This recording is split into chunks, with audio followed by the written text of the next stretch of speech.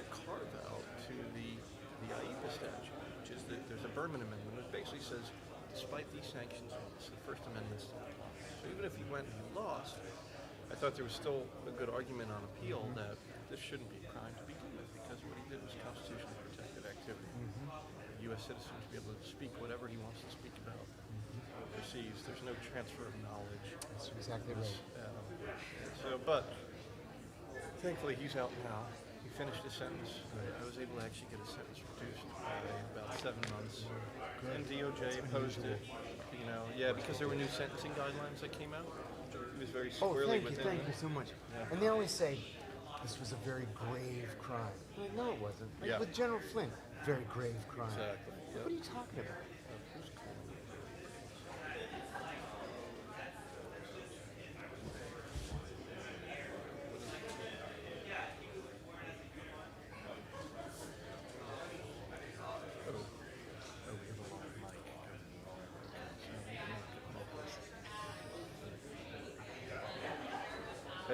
Hey.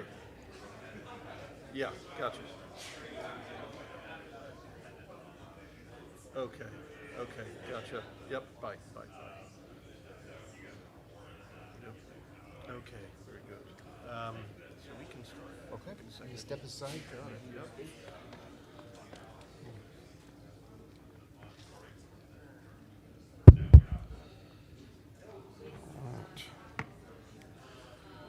All right, we're going to start here in about 15, 20 seconds. So if anybody wants to get situated, turn your phones off, get ready for another very interesting tale here.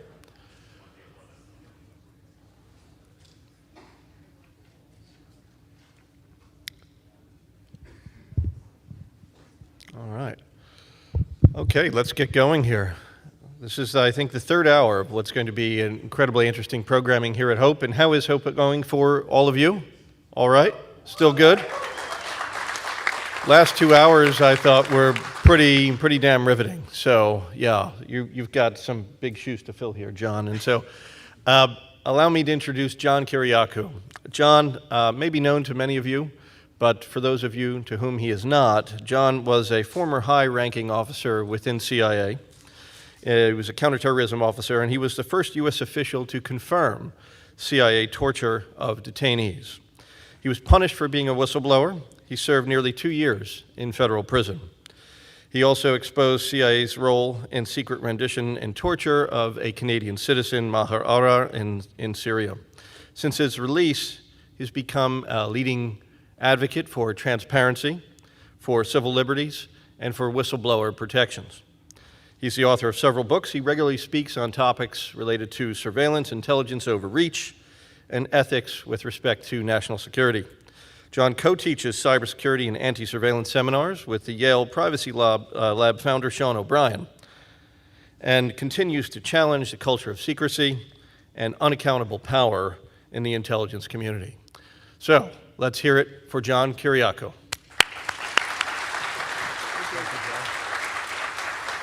Thanks, everybody. I'm going to give what I think is probably a presentation not in the mainstream of what you've been hearing yesterday and today, but I hope that I'm able to impart something that's helpful. So I'm going to go back to September 11th, 2001. I was working in CIA headquarters as a counterterrorism operations officer. The job of an operations officer, very simply, is to recruit spies to steal secrets, so that CIA analysts can analyze those secrets and provide the policymaker with the best informed blah, blah, blah, blah. Counterterrorism is different. Your job is to, well, before 9/11, your job was to infiltrate terrorist groups. Post 9/11, it was to capture, kill, infiltrate, disrupt, whatever. Everything changed. But we can get to that in a few minutes.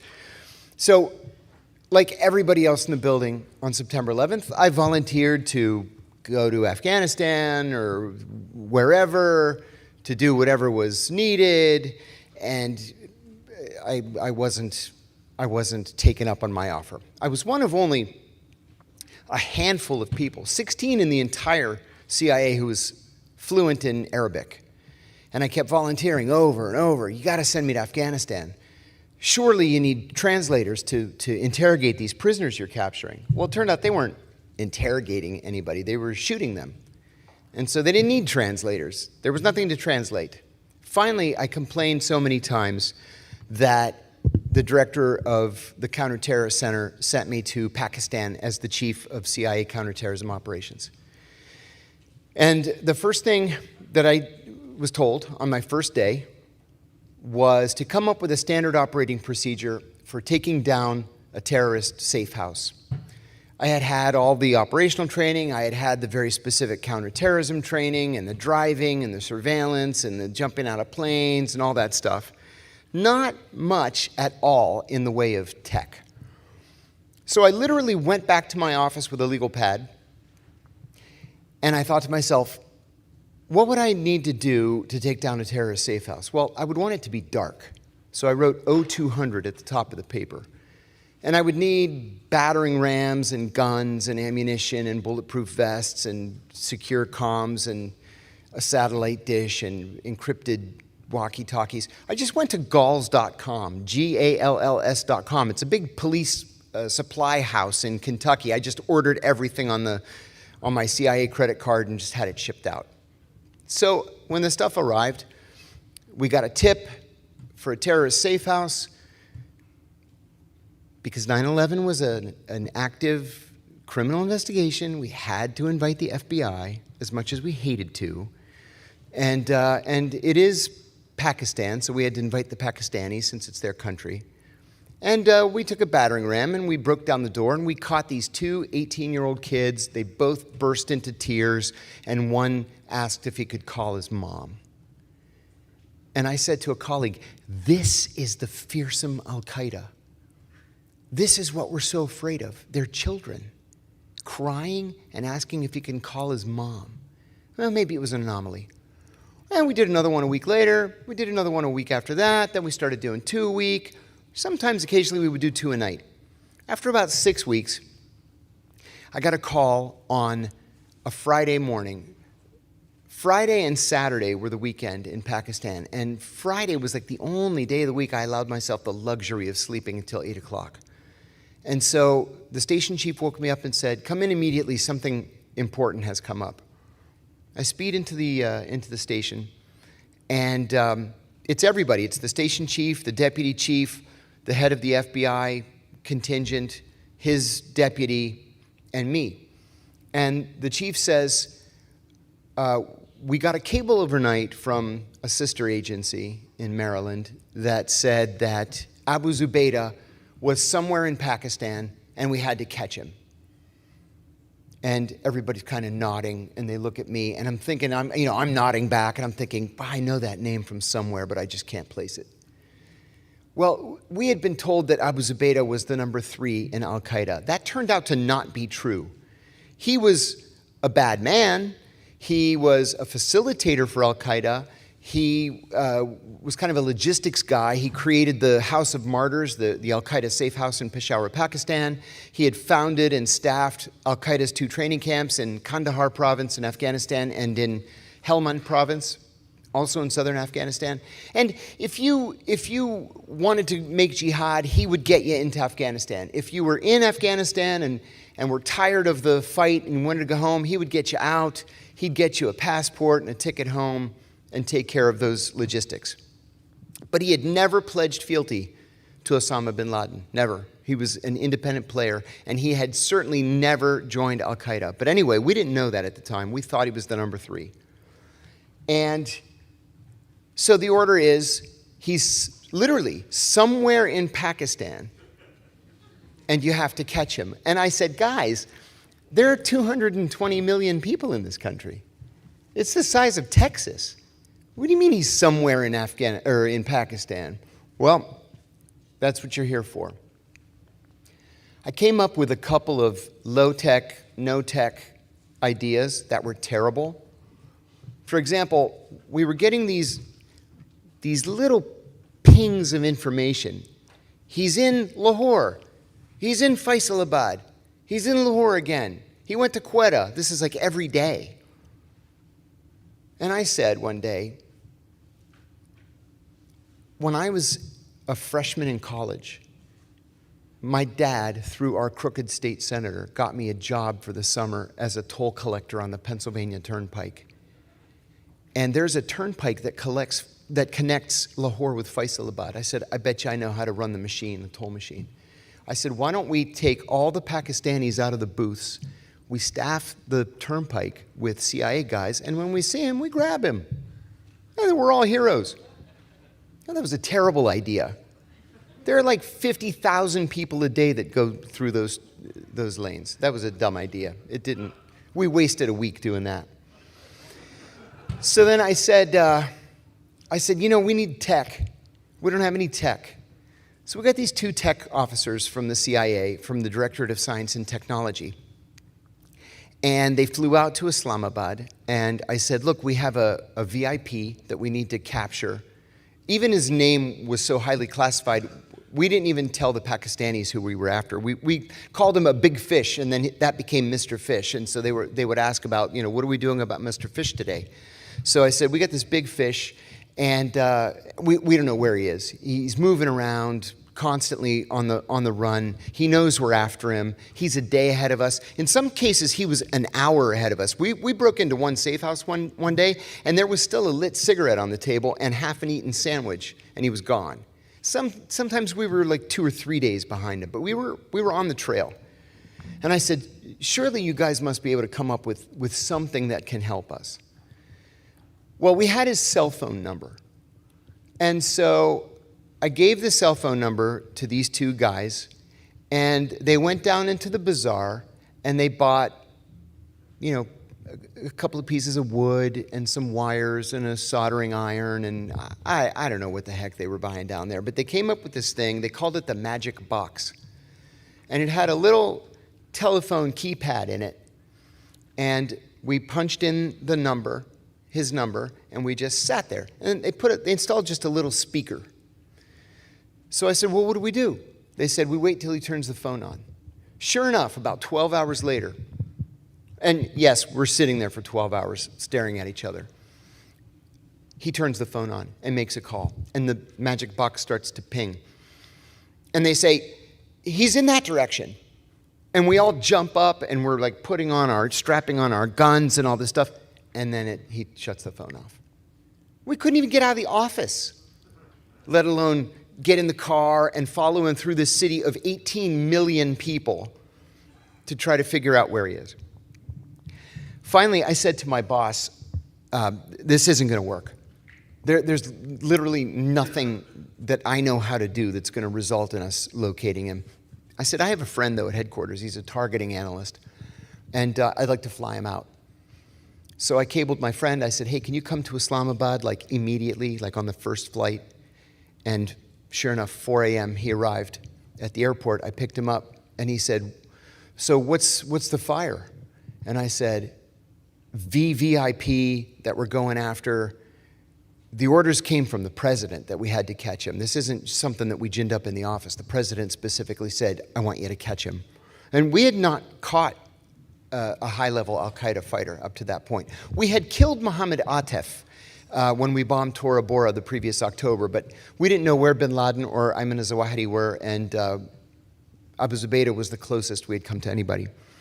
So we went back to the station, and he took a piece of butcher block paper about this big. It was almost the size of a small American billboard. And he wrote Abu Zubaydah's phone number in the middle and put a circle around it. And then around that circle, he wrote the names, the phone numbers, the email addresses, the physical addresses of everybody that had been in touch with that number. And then he did it as a secondary layer and then finally a tertiary layer. It took weeks to do this. But in the end, it looked like a work of art. It looked pretty, like a spider web or something you'd see in A Beautiful Mind. Remember when he has all the strings pointing all these different directions because he was insane? So the reason I asked this friend of mine was specifically because he was a targeting analyst. There are two different kinds of analysts at the CIA. There are intelligence analysts who read all source intelligence, read all the papers, think the big thoughts, write papers that nobody's going to read, and become experts on a geographic area or on a core issue like counter-proliferation or something. Targeting analysts are completely and totally different. Targeting analysts are almost exclusively assigned to the Directorate of Operations, and even then, specifically to the Counterterrorism Center, so that they can pour through millions of pieces of data, much of it metadata, in order to locate a person. So why would you locate a person? For only two reasons: to kill them or to capture them. That's it. Or to kidnap them and send them to somewhere else where they can be tortured, and the US can deny that any such thing is ever happening. So it took him several weeks, and finally he came to me and he said, I can't get it down to any fewer than 14 sites. I said, 14 sites, man? 3 weeks you've been working on this. We've never hit more than 2 sites in a night. We don't have personnel to hit 14 sites simultaneously. It's never been done before. He said, I'm sorry, I can't do it. I can't get it to any fewer than 14. So I cabled CIA headquarters and I said, I need a plane. I need 36 people, half CIA, half FBI. We need pallets of weapons and ammunition and night vision goggles and battering rams and bulletproof vests and all this crap. 24 hours later, it's landing at the airport in Lahore. And the larger stations that the CIA has around the world have what are called cache rooms. And they're literally small rooms that are stacked to the ceiling with cache. 50 million, 100 million, whatever you happen to need, you just take what you need, you sign it out, and you go do your thing. So I said to the station chief, I need $2 million in cash, like right now. And he said, okay, count it out. But I was warned my very first week of the CIA, don't ever fuck with finance, security, or medical. Those three can not just ruin your career, they can send you to prison. So every single dollar has to be accounted for. So I took $2 million, a buddy of mine counted it, so we had the count right, and we put it in duffel bags, and we drove to, we requisitioned a van from the motor pool, and we drove to Lahore. And I went to see the Pakistani intelligence service colonel that was in charge of the city, and he said, what do you need? What can I be helpful on? And I said, I need a real estate agent. He said, well, what are you going to do with that? I said, I need to buy 2 safe houses, one in Lahore and one in Faisalabad. So we got this real estate agent, and I said, I want to find the biggest house you can get us. He got us a 10-bedroom, 10-bathroom house, and we're thinking we can use each bedroom for interrogations. I bought it on the spot, paid cash, went to Faisalabad, found a 7-bedroom house there, bought that, paid cash, and then we loaded all of our equipment and our guns and stuff into the 2 safe houses. So finally, and this is late March of 2002, I called a couple of my colleagues together. We've got 36 people now, plus another 46 Pakistanis. And I said, I think we're ready to go. We know where all 14 sites are. There's no sense in pussyfooting around. Again, there's no tech, right? Just what the targeting analyst did. And it was just little bits and pieces like, oh, here's an email. Oh, here's a cell phone number. And he's just bringing them together. So I said the first thing we should do, I think, is to drive around during the day and make sure that we're not being set up. I don't want to drive into an ambush. We want to make sure there's ingress and egress. If we get in to a neighborhood and they trap us in, are we going to be able to shoot our way out? So we started going from Site 1 to Site 14. One thing we found right away in Lahore was Site 14 was a shish kebab stand with a payphone. So that is not helpful. The shish kebab stand closes at midnight. Obviously, there are Al-Qaeda people living in the neighborhood. They're using that payphone. You can't raid the shish kebab stand, so we cut it off. So 13 sites. One was a girls' school, which kind of surprised us, and we ate crow on that one. Just to get that little detail out of the way, we broke the door down that night and grabbed an 80-year-old man and his 3 sons, only to realize that there were Al-Qaeda people in the neighborhood. He was the only guy in the neighborhood who had a telephone, and so they would give him, a couple of rupees, and they would make a call. Well, here they're calling like Osama bin Laden, right? So we let him go, and I had to make this big scene. I said, "Sir, on behalf of the President of the United States, I'm so sorry that we broke down your door. I'm so sorry that we raised our voices in the presence of your wife and your daughters. We would like to, repair the door." And the Pakistani colonel said to me, "You should offer to buy them shoes." They didn't have any shoes. So I said, "As a gift from the people of the United States, I would like to buy shoes for you and your family and the girls that are in your school." The next day, the guy's on TV. He says, "The Americans broke into my house at 2 o'clock in the morning. They shattered my door, but they were very nice, and they bought us shoes, and they gave us food." So it was okay. So we're driving around. Now, so we ended up with 2 of these sites being in Lahore and 11 of them being in Faisalabad. Almost all of them were just mud huts, corrugated tin roofs, or made out of concrete block. There was really nothing to them. And it was clear from early on there was no problem that we were going to run into where we would be ambushed. And so as we're driving around, I got a call from the targeting analyst who remained behind in Islamabad. And he said, "Listen, I just got a call from a friendly Western intelligence service, and they had a walk-in." Now, a walk-in is someone who literally walks into an embassy and says, "I have information that I want to pass to an intelligence officer."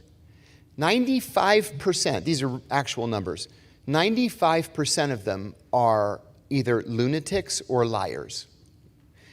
Some are what are called intelligence peddlers, where they actually do have a little nugget of interesting information, and they'll give it to you, but they want $100 or $200. Happy to give you the $100. But then they're going to go to the British embassy and sell it to them, and the French embassy, and the Russians, and the Chinese, and that's a month's salary.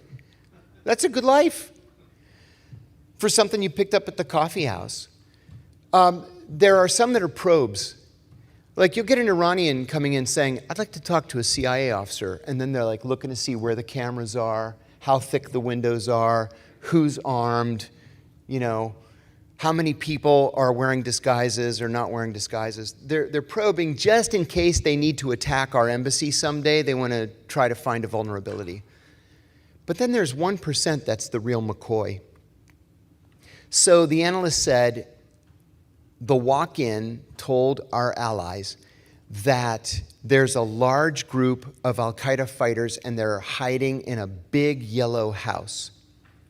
I said, "I want to talk to the walk-in." He said, "Can't do it. I already asked. They said the walk-in's not available." I said, "That's ridiculous. If it's a walk-in, the walk-in's always available," which told me that there was no walk-in. It was an intercept, and they didn't want to share with us that they were on phones. I said, "Fine." I took that call just as we were passing through from the front gate to the back gate of the University of Faisalabad. And as we came out the back gate, what was there but a gigantic yellow house? And I said, "That's the house. It has to be the house." And the Pakistani colonel said, "I can tell you right now something bad is happening in that house." "What?" I said. He said, "Look, it's got to be 105 degrees right now, and all of the shutters are closed. They have to be broiling in there. But their shutters are closed so as not to attract attention." I said, "Well, we'll put a bigger team on that house." We ended up catching 27 people in that house, crammed in like sardines. But anyway, there was one final site that we needed to get to. And as we're trying to negotiate the traffic to get there, the analyst calls back and he said, "Abu Zubaydah just made a terrible mistake." I said, "What was it?" He said he accessed his Hotmail account with a landline. I said, oh my God, tell me you have an address for the landline. And he gave me the address, and it was the final site. And I said, I still have chills. This was 23 years ago, and I still get chills when I think about it. I said, we got him. And so we drive over to the site, and it's an empty field. Not just that there's not a house on it, there's never been a house on it, ever. And I said to the Pakistani, how can this be? We're sure that the call came from this site. And he laughed and he said, you've never lived in Pakistan before. This is quite common. He said, when land is legally divided into lots, each lot is assigned a landline. But poor people will climb a telephone pole, splice a wire, and run a new wire to their house so that they can make long-distance calls, and the bill goes to the guy who owns the plot. I said, that's pretty smart, actually. So he called one of his tech officers, who comes, climbs the telephone pole, goes through this Medusa's head of wires up there, finds the one wire, literally follows it down the pole like this, and we're following him down the alley, and he says, it's that house right there. So that night at 10 o'clock, we were at the bigger of the two safe houses in Lahore, and I stood on the coffee table, and I said, guys, at the risk of being melodramatic, we're going to have to synchronize our watches, like in the movies. But I said, here's the plan. 01:30, you leave the safe house.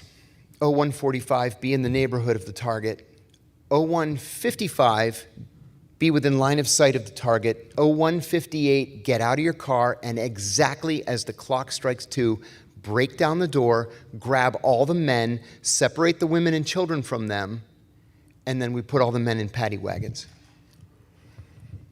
So that night, I went to the roof of the Faisalabad safe house with one of my CIA colleagues. And I remember looking at my watch and saying, 0200, here we go. And as soon as I said it, we could hear this sound, this boink, boink, like metal on metal. And I said, that's not good. First of all, nobody is awake in Faisalabad, Pakistan at 2 o'clock in the morning. It doesn't matter if there are 7 million people there, the whole place is sleeping. So this sound is not normal. And as soon as I said that's not good, we heard shots fired. Well, we knew that Site 13 was the closest to the safe house, so I got on the radio. Rule number 1 of CIA operations, the batteries never work. I actually had to go to NSA when I got back, and I said, they were like, what can we do to be more helpful in future operations? I said, my God, we put a man on the moon. We can't have a battery that lasts more than 15 minutes. Like the battery, every single operation, the battery dies. So I called him on the phone. I said, what's going on over there? And he screams, shots fired, shots fired. I said, I know, that's why I'm calling you. Who's firing it? At whom? So I couldn't understand what he was saying. We ran downstairs. We jumped in the car and sped over to the site, and it was chaos. So there were a dozen or so fighters on the first floor of this house. On the second floor, there was a steel reinforced door leading to the second floor. The guys on the first floor didn't know who was on the second floor. They knew it was a VIP because they had their own cook. And the door was always locked. And every day the cook would come downstairs, go to the market, buy food, and go back upstairs and cook. And they were never allowed to see who was up there. Well, it was Abu Zubaydah, his Tunisian bodyguard, and a Syrian bomb maker. When we started breaking down the door, they ran to the roof of the house and started to jump to the roof of the neighboring house to escape. Now, literally the last thing I said when we were kicking off from the original safe house was, the orders are to take them alive. Nobody should fire their gun unless they're being fired at. Right? Everybody understands? And everybody's like, yes. The Pakistanis, yes, we understand. The Pakistani guy just starts picking them off with an AK-47 from the street. He killed the bomber with one shot. He was dead before he hit the ground. The second guy that jumped was the bodyguard.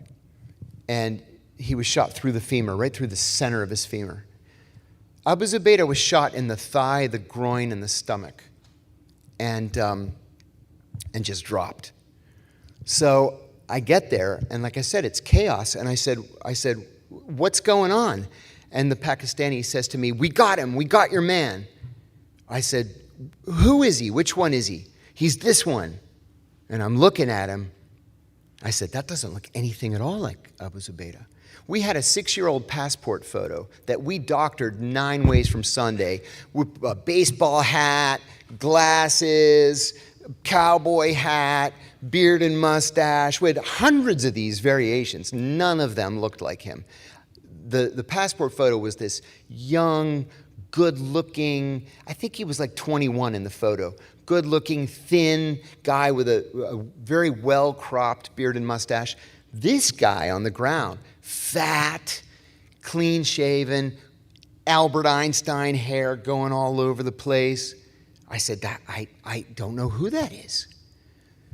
So I called the analyst. I said, listen, the Pacs shot this guy, and they're saying it's him, and I don't think it's him. What should I do? He said, get me a picture of his eye. I'll run a retinal scan.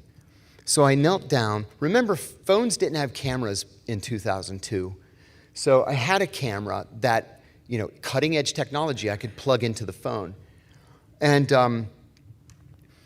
I knelt down and I shouted at him, Iftah hayunik, open your eyes. He was dying. He was bleeding to death. So I held his eyelids open, but his eyes were rolled back. And I told the analyst, he's bleeding to death. I can't even get him to show me his eyes. And he told me, give me a picture of his ear. I didn't know until that night that no 2 people on earth have the same ears. They're like fingerprints. So I took a picture of his ear, I plugged it into the phone, sent the picture to Islamabad. He sent it to Langley. Langley came back a minute later and they said, it's him. So we pick him up, we throw him into the back of a filthy Toyota pickup truck, and we rush him to the worst place on earth, Faisalabad Hospital. The doctors there tried very quickly to patch him up, but word got around the Al-Qaeda community that we had gotten him. And so they started driving by the hospital and just opening fire on the hospital. And we kept having to duck down. And I said to Colonel Mohammed, the Pakistani, I said, if they realize how lightly armed we are, we're dead. Can we get a helicopter in here? And he said, I think so. So 20 minutes later, a helicopter lands. I walk into the operating room just like this. I said, Doc, wrap it up. We got to go. And we put him on the helicopter. We flew him to a Pakistani military base. They started operating there, and they saved his life. The doctor told me he had never seen wounds so severe where the patient lived. And he lived. He was later taken to a secret CIA prison where atrocities were committed against him. He was tortured mercilessly, illegally, and moved to 6 different black sites in 6 different countries before finally ending up in Guantanamo in 2005. I've reached out over the years a number of times to his attorneys, and I've actually become friendly with them. And Abu Zubaydah and I now exchange messages, and I apologize to him for what our country has done to him. This guy was innocent. He was innocent of everything that we had accused him of. But the order was to take him, and we took him. And we can't admit that we made a terrible, grievous error. So think of the technology that we were using in 2002 to catch somebody who was supposed to be one of the most dangerous men in the world. There was almost zero technology involved. And fast forward just a number of years to what you heard in the last presentation about Vault 7. I want to tell you, I'm going to try to explain to you how 9/11 changed the CIA. On 9/11, the CIA was, an intelligence service that recruited spies to steal secrets and analyze those secrets, et cetera, et cetera. On 9/12, it was a paramilitary organization. A paramilitary organization that did not have to answer to oversight committees or Justice Department task forces. Executive Order 12333, which banned CIA assassinations, was amended to not just allow CIA operations, but to set up the mechanism by which the CIA could go all around the world and kill anybody it wanted. I sat about 10 feet away from a guy in the counterterrorism center, nicest guy. He'd come in every morning, he'd say, hey guys, we'd say, hey Rick. Come in on Monday, hey guys, how was your weekend? Hey, it was great, Rick, how about yours? Great. Hey, having a cookout on Saturday. I would love to see you, Rick. Finally, one day I said to this guy next to me, I said, you know, he's the nicest guy in the world. And I don't even know what he does here. And he goes, John, he's the head of the Special Activities Division. And I said, oh. Well, after he left the CIA, there was an article about him in Vanity Fair, of all places, saying what qualified him to be the head of the Special Activities Division was that he had been a hitman for the Cali cartel when he was recruited into the CIA, right at 9/11, because we needed somebody who knew how to kill people and not get caught. And so he trained an entire cadre that is now called Global Services. With the technology that the CIA has now, it is able to carry out a meeting at the White House every Tuesday morning at 7 o'clock called the Tuesday Morning Kill List Meeting. And what they do is they come up with a list of people to be executed that week. And then using technology that we learned about thanks to the Vault 7 revelations, Global Services sends its teams all around the world. They kill the people they're supposed to kill, and then they come back for next Tuesday's meeting. So what kind of technology are we talking about here? Well, the Vault 7 stuff showed, at the very least, that the CIA can take possession of your, remotely take possession of your car by hacking into the computer system. Why would they want to take possession of your car? Maybe to drive you over a bridge or into an abutment or into a tree? It's to kill you. We learned that the CIA can turn a smart TV speaker into a microphone. And it looks like the TV's still off. You have no idea that you're being bugged. Phones? Forget it. I've just given up.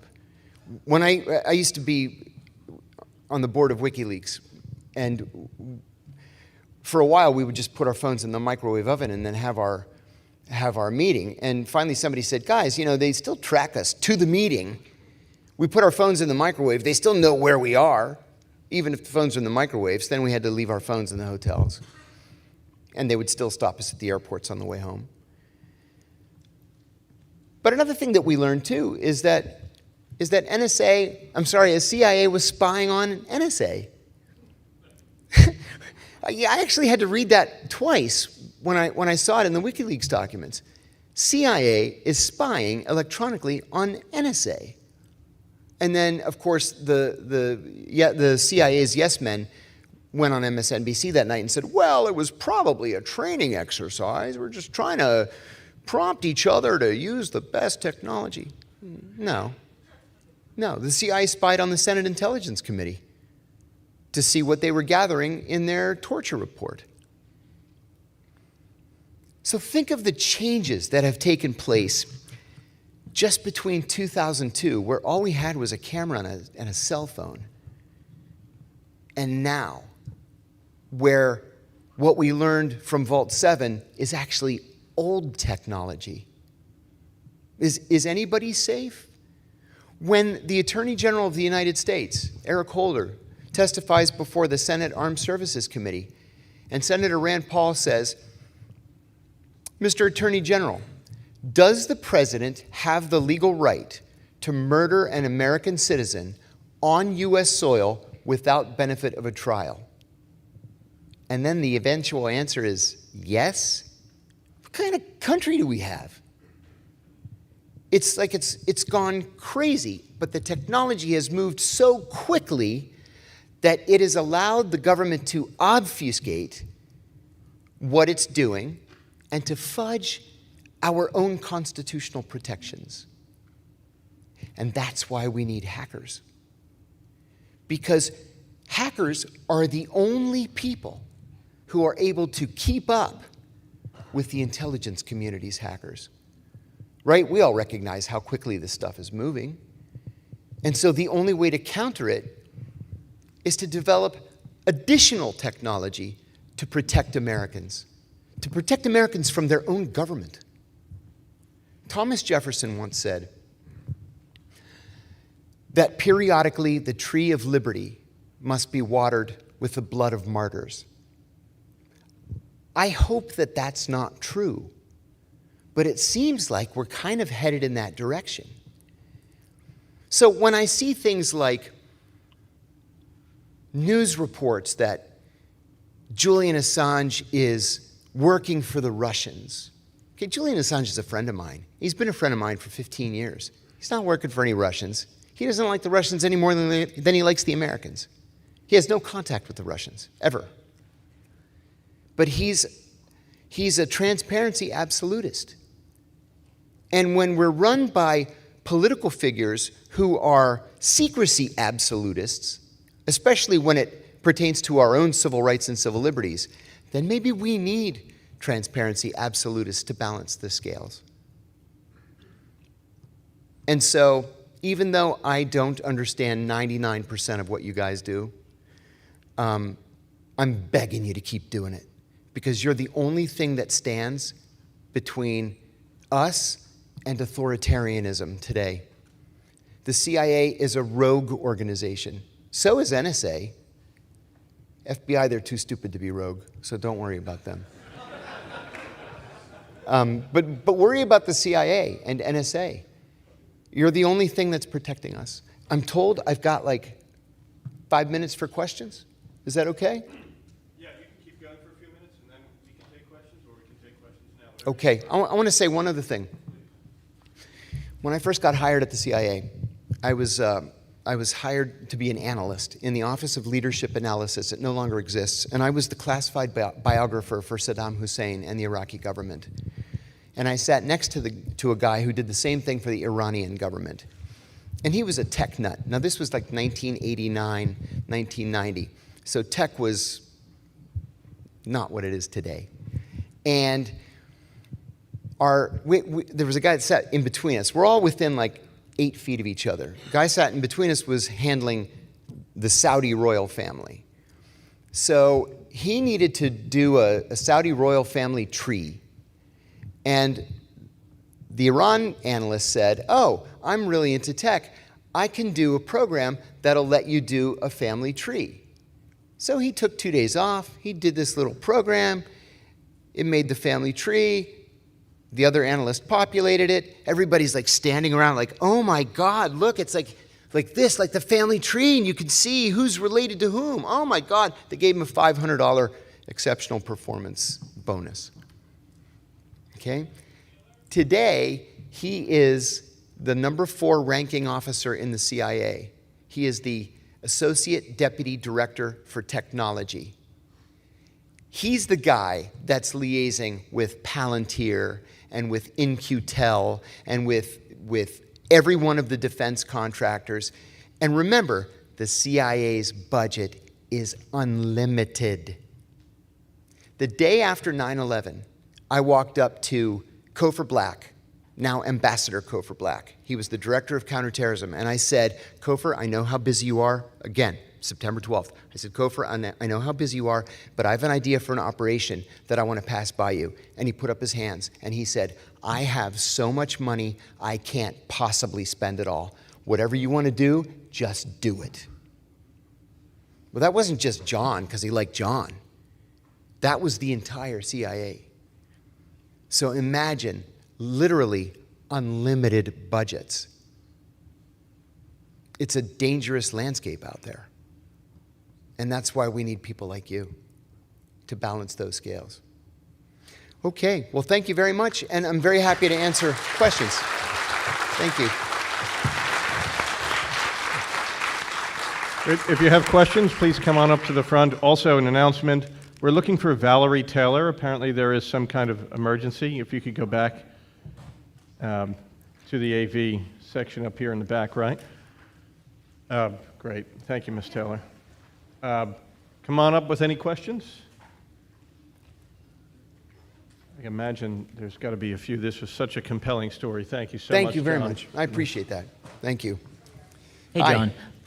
So obviously, over the decades, we've seen a huge sort of trickling down of surveillance tools, technologies, and techniques, going from once, it was just the military and intelligence, and it now is down to the police. Do you see any parallels in terms of techniques and technology with groups like ICE, now that they have sort of more power than before? That's a good question. Technology similarities between the CIA and other organizations, like law enforcement organizations like ICE. Those law enforcement organizations, ICE, DEA, ATF, even BOP, which freaked me out the other night, the other day. I happened to go to Capitol Hill to see my attorney. He's a friend of mine, excuse me, as well. We were just going to go to a baseball game. But I saw this van load of Bureau of Prisons prison guards taking off their BOP polo shirts that say Bureau of Prisons on them and putting on ATF shirts. And I shouted at them, "Shame on you, shame." But the kind of surveillance tactics that they use are very much old school, what the CIA used to do, where you've got 6 cars on a guy and you're breaking off and coming back on, or you have static surveillance. Maybe there's somebody on the second floor of the Barnes & Noble with binoculars just tracking the movement. Or one of the things that the French came up with that the CIA adopted is if you're confident that you have surveillance, you're going to have a hard time not turning around to just see if you're being followed. So the French just put 50 people walking toward you. You're not paying any attention to who's ahead of you. And then they just break off and go around, constantly walking toward you. And you have no idea you're being surveilled. So it's a very effective technique. And that's what they're doing. They're kind of doing what regular cops do. A lot of sitting in cars, waiting, going to people's houses or going to their workplaces or going to places where they may congregate. Guys maybe go to a bar that they like or they play cards or whatever. It's very old school. They're not doing a lot of technological collection. It's too expensive for them. Their budgets actually are limited, so it's different. Thank you, John. We have a question from our virtual attendees from Aesthetics. Why was the CIA able to transform overnight after 9/11 when government agencies usually move at such glacial speeds? I'll give you a 2-word answer. Dick Cheney. There we go. Seriously. Aesthetics has one more for you as well. He was a Why do you monster. think that none of the Snowden leaks so far have given anyone standing to bring lawsuits against the NSA? I have to say that is an especially painful issue for me. I was in prison when Ed Snowden went public with his revelations, and I was very proud that in an interview he gave with the New York Times, he said that Tom Drake from NSA and I had inspired him to go public. And he and I have remained in touch all these years. And I told him back, his dad came to prison to visit me. And I told Ed back in 2015, I guess it was, I said, the whole world's going to change because of what you did. And it didn't. It didn't. It's like people are like, oh, well, if I'm not breaking the law, then why should I be worried? You know who first posed that? In all seriousness, you know who first posed that question? If you're not doing anything wrong, then why are you worried about it? Who first posed that question in a public venue was Joseph Goebbels. Joseph Goebbels asked that question. I don't want to be in that company. So yeah, that's my biggest disappointment of the last decade and a half, is that things have not swung, the pendulum has not swung to the other side. I really believed that eventually there would be enough pressure on Congress to begin repealing some of the more egregious parts of the Patriot Act, for example, and it just hasn't happened. And for a while, incrementally, more and more members of the House would vote to, repeal. And then it kind of leveled off and fell away. The last time I talked to Ed, he told me that he was willing to come home and to be prosecuted. The Justice Department had made him an offer of 20 years. He said he was willing to do it, but he wanted permission to stand up in court and explain why he did what he did. And DOJ said, absolutely not. And so he didn't come home. Thank you. Terrible. Hi. Hi. There's a very strange, large-looking bug that's crawling toward you over here. Maybe we should speak directly into the bug over here. I don't know. Okay, yeah. Those anyway. we're supposed to kill those things, those spotted lantern flies. So my question is a little bit of a difficult one, maybe. I don't know, maybe you have an easy answer for it, but do you think there's ever any legitimate case for any government to have secrets? And where is that line drawn, if there is? Oh, that's a great question. That's a very difficult ethical and philosophical question. I think the answer is yes, barely. For example, I'm a realist. There are people or organizations out there who mean us harm. And it might not be because they oppose our, Gaza policy, for example, or our Ukraine policy, or whatever it happens to be. There are people out there that want to do us harm. And so if somebody comes to an American official and says, listen, I heard this guy talking the other day, and he's planning to put a bomb at the McDonald's down the street. Sure, we want to protect that person's identity. But when it comes to, things like technology, wouldn't the world be a better place if we all shared technology? People are racing to go to the moon. Okay, great, we got a half a dozen countries going to the moon. What if we share the technology and we can actually, develop a program to mine meteors or to explore for rare earth metals on Jupiter or whatever? If we could share that information rather than to classify it and keep it from each other, I just don't see the reason for all these classifications. There was a guy named, his name slips my mind now, but anyway, he was the Pentagon's classification czar under George W. Bush. And now he's an anti-classification activist. Quite a prominent one. What the heck is his name? It's going to come to me. He even volunteered to testify on my behalf, saying that I should not have been charged in the first place, that it was improperly classified. I don't think what Ed Snowden revealed should have been classified. Remember this too, and maybe I'm being a little arrogant about it, but this information is owned by the American people, and the American people have a right to know what the government is doing in their name. Right? Thank you. Thank you.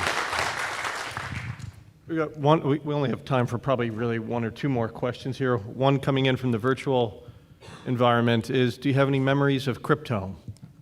Oh, Cryptome. We were just talking about Cryptome the other day, my friends and I.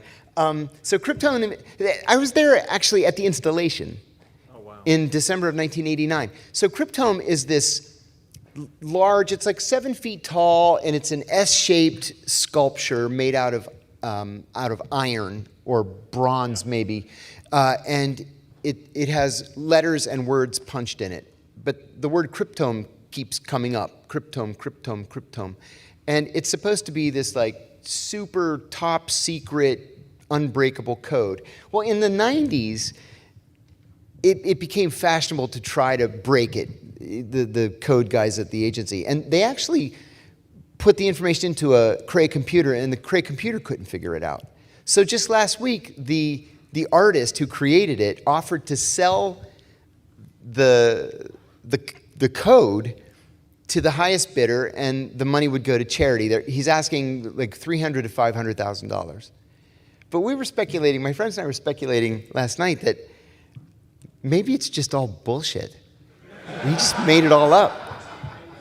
Because, right, we're all trained to lie for a living. We lie about everything. Why would this be any different? Yep. Why not? Going back to the capture of Abu Zubaydah, why were the Pakis so trigger happy? you think they're trying to sabotage the operation? Maybe they're secretly We ISI? talked about that at length. Were they trying to sabotage the operation? Did he know something about Pakistan that they didn't want him to reveal? You know, I think at the end of the day, no. I think this was one isolated idiot who thought he could get promoted by taking out the big man, that he got wrapped up in the excitement. He had never been in a situation where bullets were flying before. You know, there's a famous story about a guy named Bartlett, what's his name? He's the guy who killed John Wilkes Booth. And his orders were very specific. Bartlett Hudson, something like that. Very specific, don't shoot Booth, take him alive. Well, he looked through a knot in the barn wall, and then he just put his gun up and shot Booth. Because he wanted to be famous. And he said Jesus came and told him to do it. That's what he said. And I always wondered the same thing about this Pakistani guy. He was just a policeman. He was just supposed to stand there and like direct traffic, and he just opens fire on these guys on the roof. So I hope it was just a mistake. Get away with a question. Hi. One of the most interesting things about your talk to me was the level of detail that you gave in threat modeling, the uses of technology for surveillance, the different uses of different sets of technology for surveillance, different operational methodologies of the different agencies. One of the things that I find is very difficult to explain to activists when running security trainings, especially non-technical ones, is how they have to break down even any individual state actor into a bunch of sub-agencies with different resourcing. Yes. How can we do better in helping train activists to do this modeling themselves is one question, and the associated question is a particular interest. Right now, with the genocide in Gaza and the US's assistance for it, what would you recommend as the most useful thing that US citizens and hackers in general, or the overlap, can do to pressure the United States government to cease its support for Israel's genocide? Oh, yeah. Wonderful. To tell you the truth, can we chat afterwards? Because it's going to be long. Sure. I appreciate it. Both fantastic questions. Thank you. Do we? Let's see. All right, one more. Real quick. Okay. Real quick. Hi. Hi. Yeah, I would like to thank you for the insight that you give into American intelligence, operation and mentality. I'm wondering, how would you compare that to foreign intelligence services, their operational capabilities and their mentality? Yeah, good question. Some are exceptional. The Brits are terrific. The Israelis are terrific only because there are literally no rules for the Israelis. They just shoot anybody they want to shoot and blow up anybody they want to blow up and then bulldoze your parents' house and then, disappear you. So they don't ever have to worry about testifying before some congressional committee or answering to a police investigation. They just kill everybody. Another thing the Israelis do that we don't do is the Israelis spy on us actively, oppressively. And we are not permitted to spy on the Israelis. Now, the Five Eyes, US, UK, Canada, Australia, and New Zealand, we have this agreement where not only do we not spy on each other, we share literally everything. We used to have this classification called secret, no foreign, releasable US, UK, Canada, Australia, New Zealand. Now we don't even need that classification. It's not even a classification, it's a control. We don't even need that control anymore because we share literally everything. We sit next to them, in our headquarters, buildings, etc. The Israelis are different. We've not been permitted since the Nixon administration to spy on Israel. And the Israelis have literally hundreds of undeclared spies all over the United States, mostly at defense contractors and universities, stealing our secrets. So, when you've got no legal bars to anything you want to do, and you've got an unlimited budget, yeah, you can be great, sure. And then your own domestic tech industry is giving you everything. Then no problem. And I apologize, I've gone over. But thank you very much. Oh, if you're interested in a surveillance class, ivycyber.com. All the details are there. Thank you very John much. Kiriakou. Thank you, everybody.